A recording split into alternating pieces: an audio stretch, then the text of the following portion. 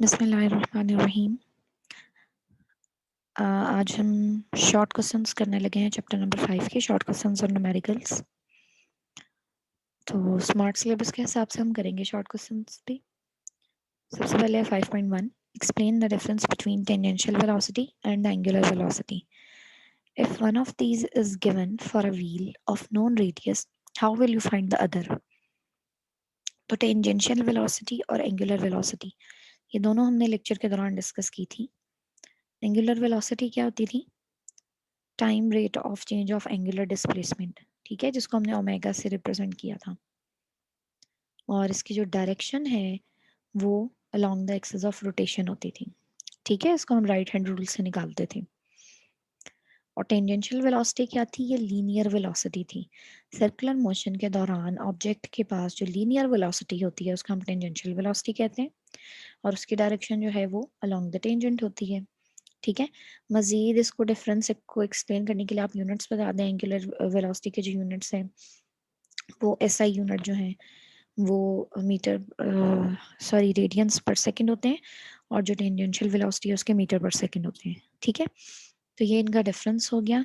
Next is if one of these is given, यानी कि tangential velocity और angular velocity में से अगर एक चीज आपको गिवन हो for a wheel of known radius, जिसका रेडियस आपको पता है, how will you find the other? तो इसका मतलब ये है कि इनका रिलेशन कोई पता होना चाहिए, तभी तो एक पता होगा तो दूसरा निकालेंगे ना आप। तो अगर आपको याद हो, टेंजेंशियल वेलोसिटी और एंगुलर वेलोसिटी का हमने एक रिलेशन बनाया था, वो क्या था? v equals to r omega, where v was the tangential velocity and omega was the angular velocity, ठीक है। तो आप लिखेंगे कि as tangential velocity and angular velocity is related by the expression v equals to r omega. So if one of these is given for a wheel of known radius, then you can find the other by using this relation, ठीक है। तो उस relation को use करके आप दूसरी quantity निकाल सकते हैं, क्योंकि रेडियस भी पता है और एक क्वांटिटी भी गिवन है, तो दूसरी आराम से निकल आएगी, right. So this was the question number 5.1. Next is 5.2. Explain what is meant by centripetal force and why it must be furnished to an object if the object is to follow a circular path. तो centripetal force के बारे में है ये question. तो centripetal force हमने discuss की थी लेक्चर के दौरान, तो आप वहां से देखकर इसकी डेफिनेशन और थोड़ी सी एक्सप्लेनेशन लिखेंगे। तो थोड़ा सा हम यहाँ डिस्कस कर लेते हैं कि सेंट्रीपिटल फोर्स जो है वो एक ऐसी फोर्स थी जो किसी ऑब्जेक्ट को सर्कुलर मोशन में मूव कराने के लिए रिक्वायर्ड थी, और ये हमेशा सेंटर की तरफ इसकी डायरेक्शन होती थी, यानी कि ये ऑब्जेक्ट को सेंटर की तरफ, आप समझ लें जैसे अट्रैक्शन होती है ना, उस तरफ अट्रैक्ट कर रही होती थी। क्योंकि सर्कुलर पाथ में ऑब्जेक्ट जो है हर पॉइंट पर अपनी डायरेक्शन चेंज कर रहा होता है, लिहाजा एक फोर्स की ज़रूरत होती है जो उसको सर्कुलर पाथ में मूव करवाती रहे, ठीक है। तो वो सेंट्रीपिटल फोर्स थी। अच्छा, अब why it must be furnished to an object if the object is to follow a circular path। अब चूंकि हर पॉइंट पर डायरेक्शन चेंज हो रही है आपकी मोशन की, तो अगर आपके पास एक सेंट्रीपिटल फोर्स नहीं होगी तो क्या होगा कि जिस पॉइंट पर भी सेंट्रीपिटल फोर्स खत्म होगी ना, उस पॉइंट पर ऑब्जेक्ट लीनियर मोशन परफॉर्म करना शुरू कर देगा, ठीक है। तो उस लीनियर मोशन को ओवरकम करके उसके पाथ को सर्कुलर एक सर्कल में बेंड करने के लिए ये फोर्स बहुत ज़रूरी होती है, ठीक है। इसकी डायरेक्शन हमेशा अर्थ की तरफ होती है ना, तो वो जो लीनियर मोशन है ना, उसको ओवरकम करके जब ये अर्थ की तरफ आने लगता है तो साथ साथ आपका लीनियर फैक्टर भी इंक्लूड होता है, तो वो एक सर्कुलर पाथ बन जाता है। ना वो अर्थ की तरफ फॉल करता है, ना वो लीनियर पाथ में जाता है, टेंजेंट के अलॉन्ग जाता है, ठीक है। तो ये जो फोर्स है वो बेसिकली बैलेंस कर रही होती है आपकी मोशन को सर्कुलर पाथ के अंदर, तो ये बहुत ज़रूरी होती है सर्कुलर पाथ बनाने के लिए। Next is 5.3, what is meant by the moment of inertia, explain its significance। तो मोमेंट ऑफ इनर्शिया भी हमने पढ़ा था कि जिस तरह लीनियर मोशन में इनर्शिया होता है जो कि मास के बराबर होता है, उसी तरह से जो इनर्शिया सर्कुलर मोशन में मौजूद होता है वो मोमेंट ऑफ इनर्शिया होता है। इसका एक्सप्रेशन हमने कैलकुलेट किया था, वो क्या आया था, इक्वल्स टू mr²। ठीक है, और सिग्निफिकेंस आपको पता है कि ये moment of inertia circular motion में सेम रोल प्ले करता है जो मास लीनियर मोशन में करता है। ठीक है, सारी चीजें हमने लेक्चर में डिस्कस की थी।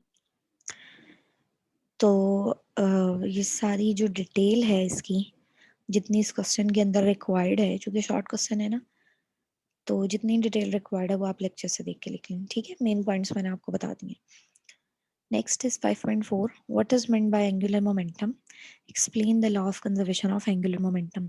जी, तो ये भी हमारा लेक्चर ही है, लेक्चर के अंदर ये हमने सारे डिस्कशन की थी। तो सबसे पहले आप एंगुलर मोमेंटम डिफाइन करेंगे। ठीक है, और उसके बाद इसका जो है law of conservation of angular momentum, इसको थोड़ा सा एक्सप्लेन करेंगे, यानी कि इसकी स्टेटमेंट लिख देंगे और थोड़ा सा इसको बस एक्सप्लेन करेंगे। वो जो हमने डाइवर वाली एग्जांपल लेके किया था ना, बेशक आप एग्जांपल के थ्रू एक्सप्लेन कर दें। ठीक है, लेकिन इस पे डेरिवेशंस नहीं आएगी। ठीक है, सिर्फ थोड़ी सी एक्सप्लेनेशन आएंगी क्योंकि ये शॉर्ट क्वेश्चन है। तो सबसे पहले आ गया एंगुलर मोमेंटम। तो अगर आपको याद हो, एंगुलर मोमेंटम जो है वो क्या था कि सर्कुलर मोशन के दौरान जो मोमेंटम एग्जिस्ट करता है वो एंगुलर मोमेंटम है।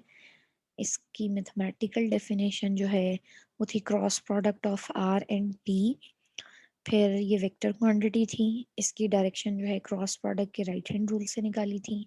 ठीक है, ये सारी चीज़ें जो है इसके अंदर आ जाएंगी 5.4 के अंदर। और फिर उसके बाद हमने देखा था law of conservation of angular momentum.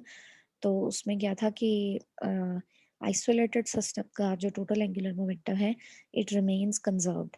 ठीक है, तो आइसोलेटेड सिस्टम का वर्ड तो यूज नहीं किया गया था वहां पे, वहां भी ये कह दिया गया था कि सिस्टम के ऊपर कोई एक्सटर्नल टॉक एक्ट नहीं कर रहा, तो वो बेसिकली आइसोलेटेड सिस्टम ही था। राइट, तो ये सारा आपने लेक्चर से देखकर इसको कंप्लीट करना है। 5.5 show that orbital angular momentum L nod equals to mvr। तो L जो है, L का जो एक्सप्रेशन था वो था cross product of R and P। ठीक है, तो वहां उसको लेकर आपने बताना है कि ऑर्बिटल एंगुलर मोमेंटम, यानी दो एंगुलर मोमेंटम पढ़े थे ना, एक स्पिन एंगुलर मोमेंटम, एक ऑर्बिटल एंगुलर मोमेंटम। तो उसमें जो ऑर्बिटल एंगुलर मोमेंटम है ओ लिख दिया ताकि पता चले ये ऑर्बिटल वाला है। ठीक है, वो आपने प्रूव करना है कि that is equal to m v r. तो इसकी डेरिवेशन सॉरी इसकी इसका प्रूफ देखते हैं कि किस तरह से होगा। छोटे छोटे से मैथमेटिकल स्टेप्स हैं जी। ये एक डेरिवेशन आपको दिखाई गई है, डेरिवेशन टाइप, जिससे ये प्रूव होगा कि L nought equals to m v r. तो शुरू करते हैं अपनी मेन डेफिनेशन से एंगुलर मोमेंटम की। क्या थी main definition? L equals to r cross p. तो चूंकि यहाँ एल जो है वो एल ओ है, तो इसलिए हमने एल ओ का वेक्टर लिखा है। ठीक है, इसको ओपन करें तो ये क्या आ जाएगा, आर पी साइन थीटा, और P की वैल्यू लगाएं तो एम वी होती है, तो ये हो जाएगा r m v sine theta. ठीक है, अब थीटा बेसिकली क्या था, it was the angle between r and P। ठीक है, अब P के अंदर अगर आप गौर से देखें तो M है और V है, तो M तो स्केलर होता है, V वेक्टर होता है। तो basically theta is the angle between R and V। और अगर आप सर्कुलर मोशन देखें, आप सपोज ये एक सर्कुलर मोशन है, इस पॉइंट पर हम कंसिडर करें, तो ये R होगा और ये V होगा। और वैसे भी आपको पता है कि टेंजेंट जो है किसी भी पॉइंट पर वो रेडियस के परपेंडिकुलर होता है, यानी 90 डिग्री पर होता है। ठीक है, तो इसका मतलब ये हुआ कि R और V के बीच में जो एंगल होगा वो 90 डिग्री होगा। ठीक है, V बेसिकली टेंजेंशियल वेलोसिटी को रिप्रेजेंट कर रही है, तो R और V के बीच में जो एंगल है वो 90 है। तो पुट करते हैं m v r sine 90, sine 91 होता है, तो ये हो जाएगा एम आर वी। तो एल नॉट किसके बराबर आता है, एम आर वी के। ठीक है, या एम वी आर के। तो यही हमने शो करना था कि L nought equals to m v r. तो ये हमारे पास एक्सप्रेशन आ गया। ठीक है, तो इस तरह से हम इसको प्रूव करेंगे। ये था क्वेश्चन 5.5।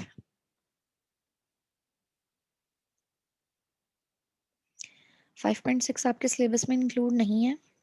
ठीक है, 5.7 है, तो 5.7 अब हम करने लगे। स्टेटमेंट है, state the direction of the following vectors in simple situations.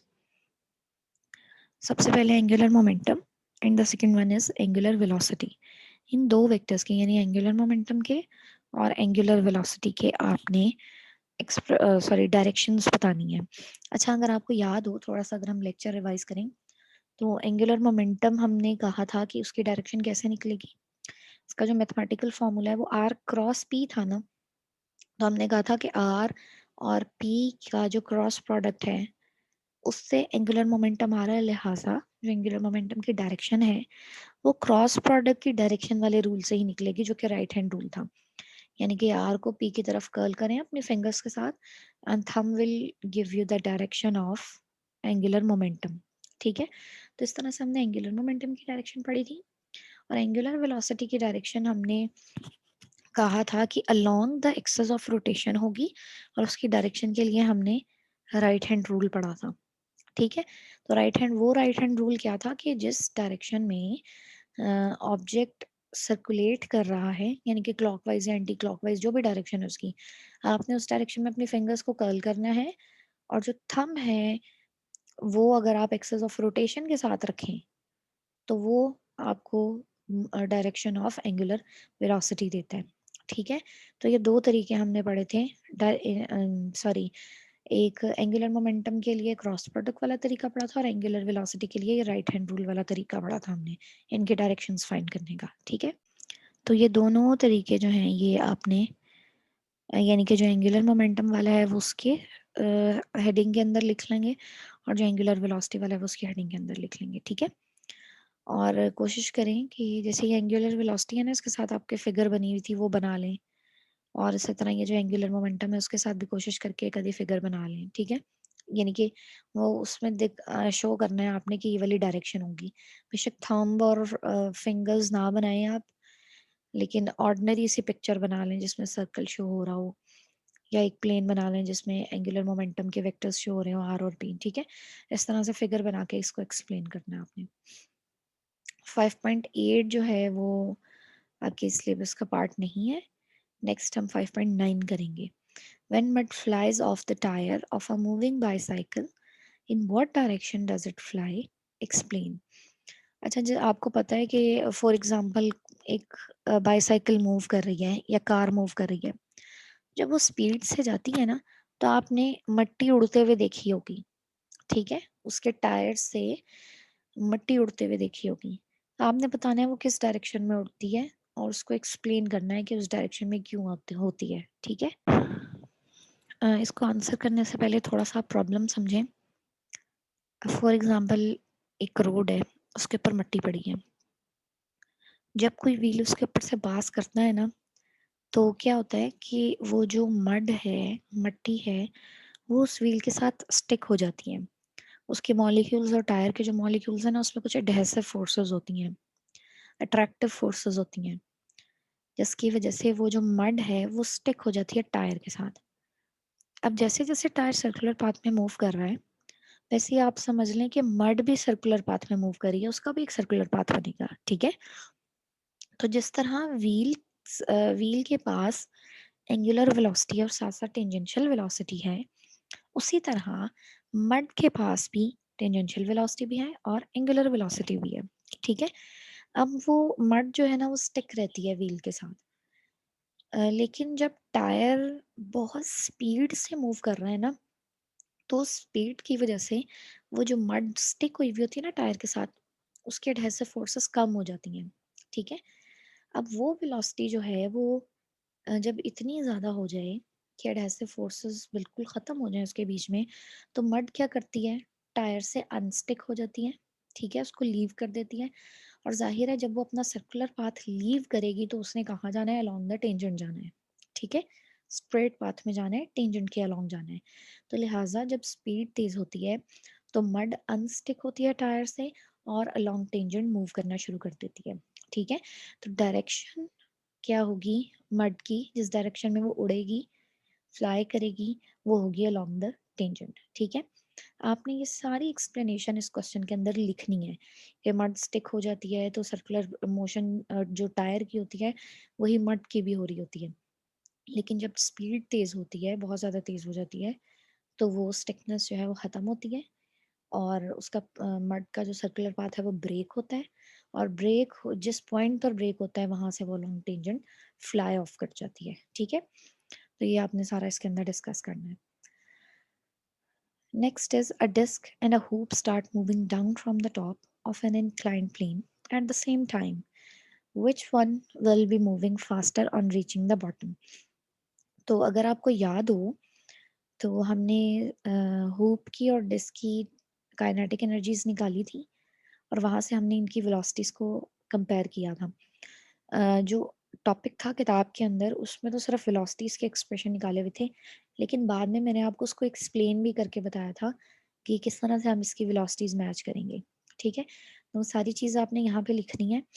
हम थोड़ा सा डिस्कस कर लेते हैं यहाँ से, बाकी डिटेल्स में हमने लेक्चर में की हुई है, वहां से आप देख के लिखेंगे। ठीक है, तो इसकी एक्सप्लेनेशन देखने के लिए हम थोड़ा सा पीछे जाते हैं जहाँ भी आर्टिकल मौजूद है। ठीक है,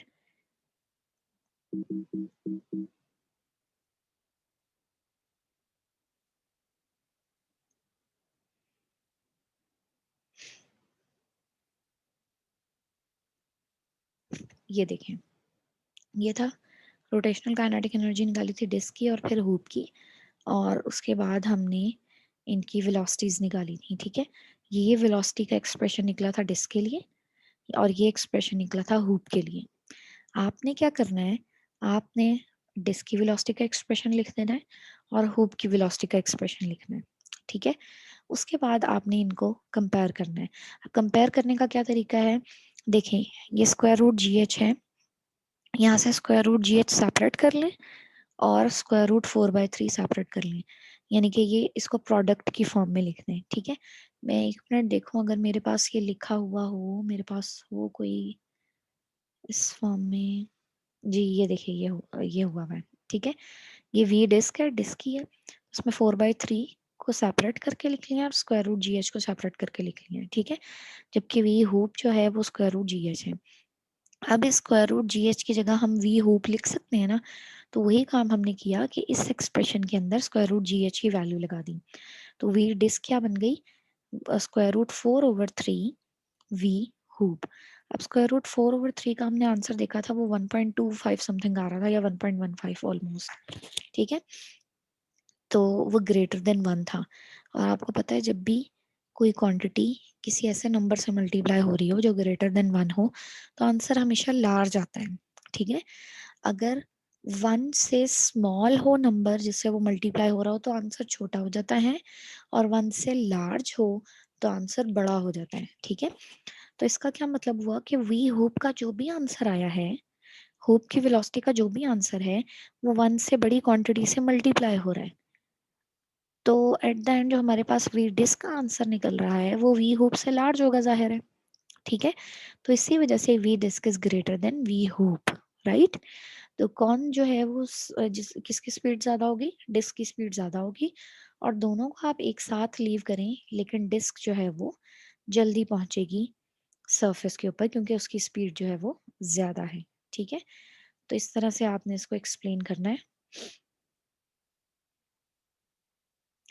तो ये इसका आंसर था। ठीक है, 5.10 का। Next is 5.11। Why does a diver change his body positions before and after diving in the pool? जी, तो ये एग्जाम्पल हमारे आर्टिकल के अंदर आई थी और वहां हमने एक्सप्लेन किया था। आपने उस लेक्चर से देखकर ये लिखनी है। थोड़ा सा डिस्कस कर लेते हैं। Law of conservation of angular momentum था। ठीक है, आई की वैल्यू जो है वो चेंज होती है रेडियस चेंज होने से। तो I omega one, sorry, I1 omega 1 equals to I2 omega 2 हो गया law of conservation of angular momentum. फिर हमने कहा था कि जब रेडियस छोटा हो जाता है, रेडियस के छोटा होने से यानी कि डाइवर की पोजीशन ऐसी है कि रेडियस छोटा हो गया है, तो उस वक्त क्या होता है कि चूंकि रेडियस छोटा हो गया है तो आई की वैल्यू कम हो जाती है, और उसको कांस्टेंट रखने के लिए ओमेगा की वैल्यू ज्यादा होनी होती है। इसी तरह जब उसकी बॉडी की पोजीशन ऐसी है कि उसका रेडियस बड़ा है तो मोमेंट ऑफ इनर्शिया भी बड़ा होगा। तो आई ओमेगा यानी एंगुलर मोमेंटम की वैल्यू कांस्टेंट रखने के लिए ओमेगा को छोटा होना चाहिए। ठीक है, तो इस तरह से जो है क्या होता है कि वो अपनी बॉडी पोजीशन जो चेंज कर रहा होता है ना, एक्चुअली वो अपना मोमेंट ऑफ इनर्शिया चेंज कर रहा होता है ताकि उसकी स्पीड अकॉर्डिंगली चेंज हो। ठीक है, तो इस वजह से जो है वो अपनी जो है ना स्पीड की रिक्वायरमेंट पूरी करने के लिए अपनी बॉडी की पोजीशन जो है वो चेंज करते हैं। तो ये सारी डिटेल आपने लेक्चर से देखकर लिखनी है जो हमने डिस्कस की थी। ठीक है, next is 5.12। A student holds two dumbbells with stretched arms while sitting on a turntable. He is given a push until he is rotating at a certain angular velocity. The student then pulls the dumbbells towards his chest. ये figure 5.25 है. What will be the effect on rate of rotation?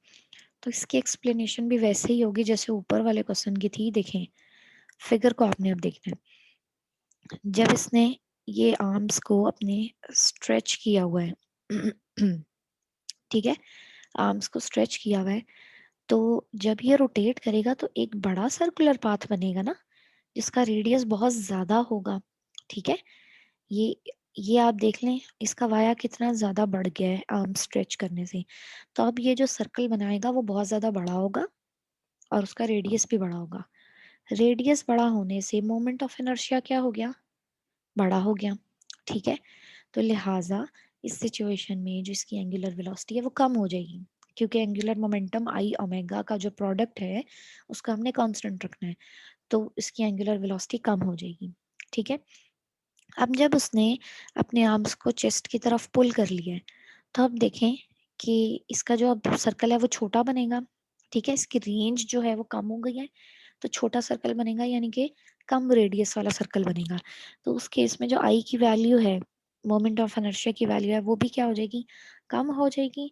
और कम होने की वजह से, क्योंकि अब हमने आई ओमेगा का जो प्रोडक्ट है जिसको एंगुलर मोमेंटम कहते हैं उसको कांस्टेंट रखना है, तो आई छोटा होने की वजह से अब ओमेगा को बढ़ना चाहिए, ज्यादा होना चाहिए। ठीक है, तो इसकी पोजीशन चेंज होने की वजह से क्या होता है कि जो वेलोसिटीज हैं वो चेंज हो रही है। इस सिचुएशन में when the arms are stretched, velocity कम होगी, एंगुलर वेलोसिटी कम होगी। और इस केस में जब आर्म्स उसने चेस्ट की तरफ रखे हुए हैं अपने, उस सिचुएशन में आपकी एंगुलर वेलोसिटी जो है वो ज्यादा हो जाएगी। ठीक है, तो स्पीड्स जो हैं वो चेंज होंगी due to change in bodies position. ठीक है, ये आपने सारी डिटेल ऐसे ही लिखनी है इसकी। ठीक है।